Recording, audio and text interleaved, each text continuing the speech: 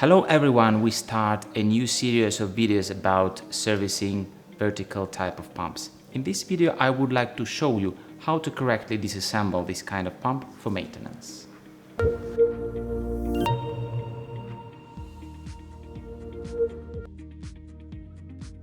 We recommend to inspect both ISO and polyol pumps and make a preventive replacement of their seals at least once a year, as these are wearing parts.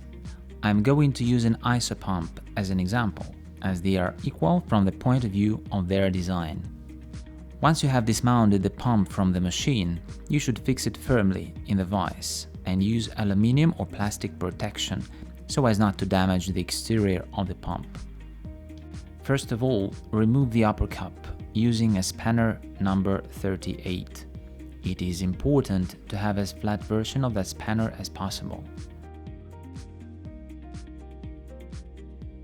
Next, unscrew 4 bolts using a spanner number 13. Remove them one by one. Also, use a mallet to release the metal flange. Make sure you have inlet and outlet fittings of the pump open. You can try to take the whole piston out, including static seals of the pump. Now you got all the plastic pieces of the pump that will have to be replaced. Thank you for watching this video and follow us in our social media.